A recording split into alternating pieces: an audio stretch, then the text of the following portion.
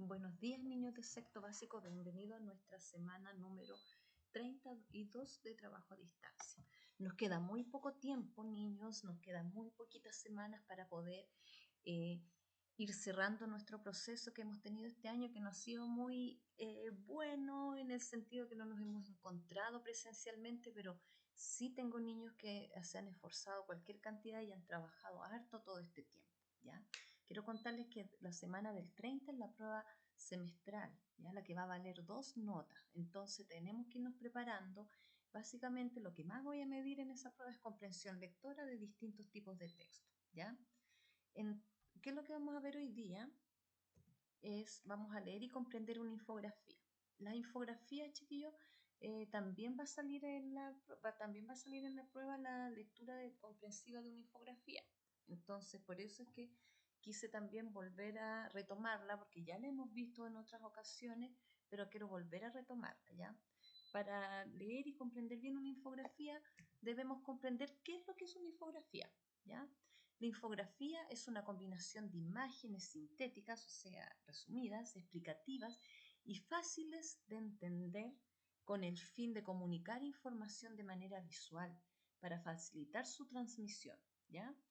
Además de las ilustraciones, podemos ayudar más al lector a través de gráficos que pueden entenderse e interpretarse instantáneamente, ¿ya? Ustedes deben saber que la infografía lo que nos quiere entregar es información que sea fácil de entender y que llegue muy rápidamente al cerebro de las personas. Entonces ya está comprobado científicamente que a través de las imágenes ustedes pueden comprender mejor, ¿ya? Aquí hay una explicación de cómo deben ser, ¿viste? ¿Qué son las infografías? Y esta es una infografía para explicar una infografía, ¿ya? ¿Qué son? Es una combinación de imagen y texto para comunicar información de manera fácil y visual, ¿ya? Pueden maximizar la comprensión, o sea, busca que la comprensión sea más fácil a través de la imagen y del texto, ¿ya?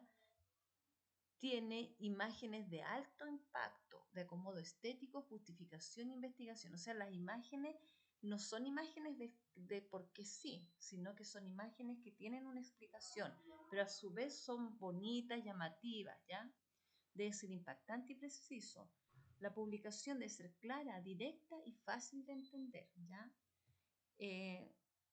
¿Para qué se usan aplicaciones periodísticas, online, arquitectónicas, estructuras, ¿ya?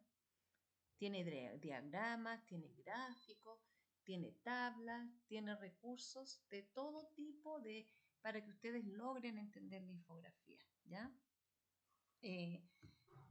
Es importante, como les digo yo, que ustedes vayan comprendiendo que este texto lo que busca es entregar información, pero de una manera más clara y que llegue más al cerebro, ¿ya?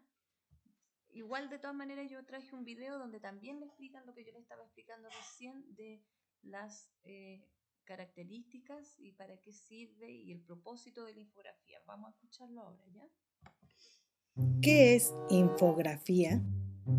El término infografía se deriva del acrónimo Información y Grafía. Es un término periodístico que tiene como objetivo informar de manera diferente, por medio de dibujos, gráficos, esquemas, estadísticas y representaciones. Por lo tanto, es un medio de comunicación que llega al receptor de forma visual. Muchas veces se utiliza la infografía para poder explicar temas en los que se utilizan lenguajes técnicos como en ciencias naturales, medicina, economía, etc., ya que se ha comprobado que el lector presta más atención a lo visual y en especial a los infogramas. Se dice que para que las infografías lleguen a ser elementos bien estructurados, deben contar con un gráfico y pequeños textos explicativos. Como consecuencia, se hace más rápida la composición, haciéndolos más efectivos. Leonardo da Vinci, uno de los grandes pintores del Renacimiento, anotaba sus ideas sobre investigaciones realizadas en forma de dibujos claramente explicativos. Por lo tanto, este pintor que también fue ingeniero e inventor, utilizó la infografía sin notarlo. Otro ejemplo es el de Nicolás Copérnico, quien en 1543 usó la infografía cuando desarrolló un gráfico con el que mostraba el concepto del universo. Por medio de esta infografía se empezó a desarrollar la astronomía moderna. Inclusive se cree que los planos y esquemas de los arquitectos y constructores, junto con los primeros mapas, fueron los primeros infógrafos. A continuación, se detallará diferentes tipos de infografía que se utilizan en los medios impresos. Gráfico separado. Es cuando el gráfico está separado del texto y el texto situado inmediatamente después del titular. Gráfico integrado. Cuando el texto y el gráfico se leen en conjunto. Gráficos radiales. Es una infografía que consta de un centro y periferia. En el centro siempre se incluyen la imagen predominante y en la periferia listados, cuadros con anotaciones, secuencias de imágenes y destacados que ayudan a explicar la imagen central. Gráfico en serie. Al contrario del gráfico radial, esta tiene un punto de entrada y uno de salida. Siempre es lineal, donde el texto junto con el gráfico trabajan conjuntamente y de una manera coherente para que el mensaje llegue correctamente al receptor. Hay otros tipos de gráficos que se utilizan y son menos complejos: mapas, ilustraciones, fotografías y gráficos estadísticos. Estos, en la actualidad, son los más utilizados. El gráfico de barras funciona preferentemente con unidades y lo que hace es establecer una comparación entre ellas. Las barras tienen el mismo ancho y el alto depende de la cantidad de información que represente. Y como pudieron darse cuenta, sin ninguna dificultad, la infografía sirve para explicar temas difíciles de modo que el receptor pueda comprender.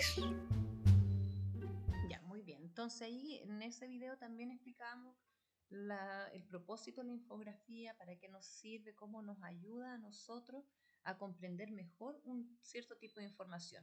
Fíjense que en sus libros de texto de ciencia, de historia, hay muchas infografías, ¿ya?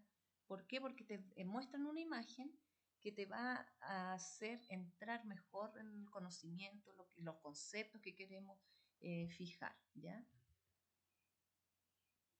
Por ejemplo, aquí en esta parte, que esta es una infografía de la infografía, ustedes logran captar el propósito de la infografía, para qué sirve, y lo va explicando de manera gráfica, entretenida, de manera que logre el objetivo, que es entregar una información, ¿ya? ¿Qué es? La infografía que vamos a leer esta semana, que está en la página 278, tiene un título. Las infografías suelen tener título, ¿ya? Y suelen tenerlo más grande, y es la disposición de las letras. Esta es una infografía. Ustedes se dan cuenta que tiene como unas especies de gráficos, ¿ya? Ustedes tienen que leer cada información. ¿De qué se tratará este gráfico? Esta infografía. Muy bien, los beneficios en la salud de las personas solidarias, ¿ya?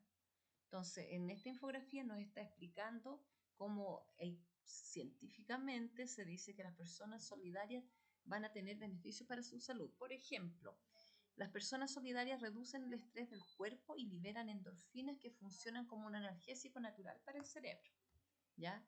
El 95% de las personas se sienten bien luego de participar en actividades solidarias. Las personas solidarias tienden a ser 10 veces más saludables que las personas que no lo son, ¿ya? Eh, Aquí tenemos un gráfico donde dice que el 96% de las personas encuestadas afirman ser más felices. El 68% manifiesta ser más saludable, ¿ya? El 73% asevera de sentir menos estrés y el 58% declara dormir mejor por las noches. Es importante cuando nosotros leemos este tipo de documentos que nos fijemos siempre acá abajito que sale la fuente. Hemos trabajado nosotros qué es lo que es una fuente de información. Es el lugar que los textos informativos no es que alguien los invente por inventar. Esto se saca de una fuente. O sea, por ejemplo, esto que estamos leyendo aquí lo sacamos está basado en las investigaciones de los doctores Alan Luke y Stephen Post, cuya muestra fue en un grupo de personas solidarias que participaban en actividades voluntarias. 100 horas al año, traducido de Rebeca Salinas, ¿ya? O sea, se investigó a personas que trabajaban activamente en voluntariado y se les hizo este tipo de encuestas, ¿ya? Por eso es que después sale este tipo de trabajo, no es que sean inventados así porque sí, siempre tienen que tener una fuente de información para que ustedes sepan, no solo las infografías, sino que las noticias y todos los textos informativos que nosotros trabajamos tienen fuente de información, ¿ya?